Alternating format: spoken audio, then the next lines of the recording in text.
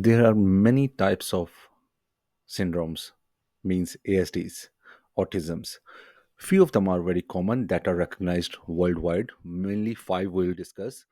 First one is Asperger syndrome, but commonly nowadays known as level 1 syndrome, because after 2013 the medical community has left the term Asperger syndrome, so mainly they are using it under level 1 syndrome. It is a high functioning syndrome or disorder.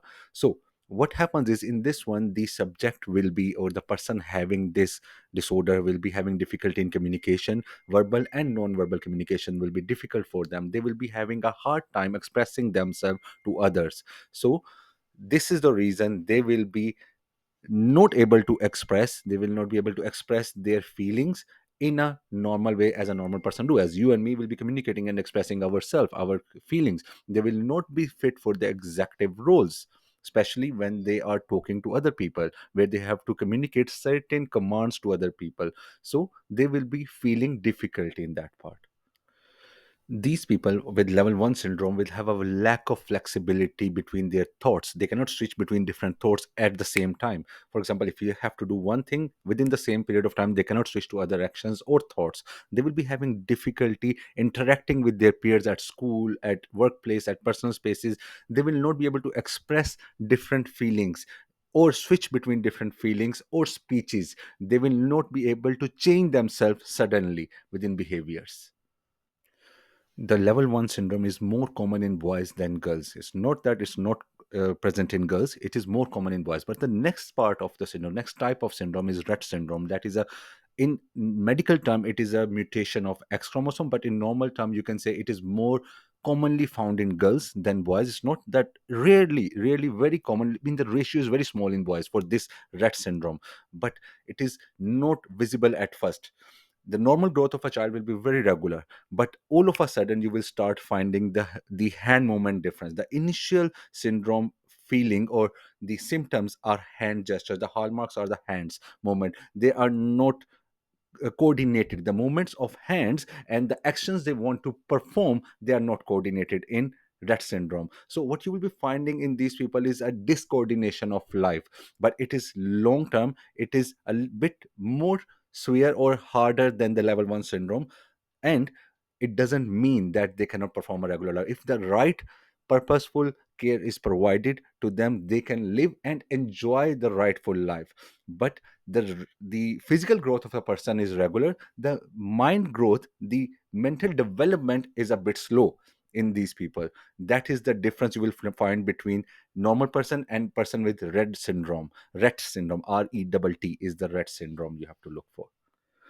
Rett syndrome is not that much common in people, but it is more common in girls.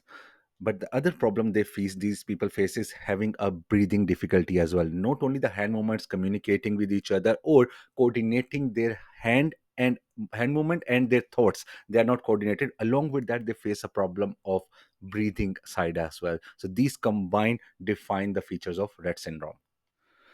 Next type of disorder is childhood disintegrative disorder. This is kind of a neurological disorder. That means it relates to our nervous system or mind development, in easy words. So what happens? These people, they will be growing in front of you normally. They will not have any trouble while they are growing in front of you. But all of a sudden, within few years, they start disintegrating. That is why the term disintegrative means they start deteriorating in their development. Initially they were having all the growth, they were learning social interaction, learning all the features a normal person learns in their daily day-to-day life. But all of a sudden what will happen, they start degrading in their development. They start losing, for example, if they have ability to go toilet, they start losing that ability. They start losing the hand and verbal communication and coordination between their body movements and their words. And they start having difficulties all of a sudden socializing. So all these things are symptoms of this syndrome. So initially, in easy words to define, is they're growing normally, all of a sudden they're having a decline in their development. That is why it's a neurological disorder, because our mental states, the growth of neurons, motor neurons, start declining.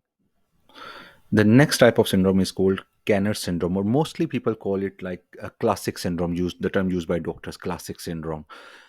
or classic disorder.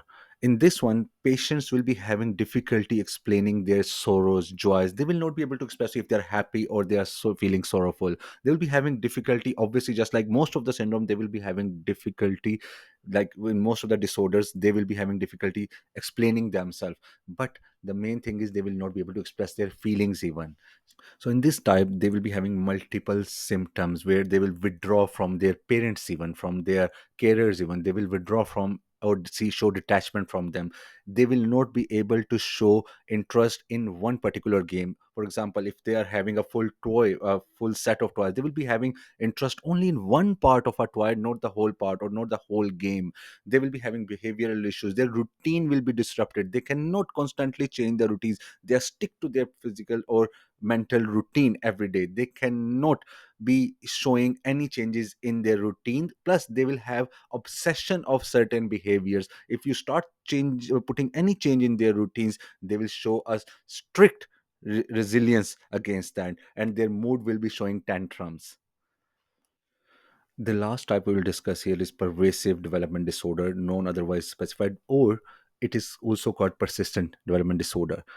In this one, it is known as the lightest form, or one of the lightest form of this disorder. So in this one, what happens, the subject or the person having this will show most of the signs upfront, means having not control over their bodily movements. They will start walking late. As a child, they will not walk as normal child walks in the same amount of time or same amount of months they take to start walking. So they will show some disintegration there with their social behavior, but it will not be to an extreme extent. So you will have to take extra caution to identify it.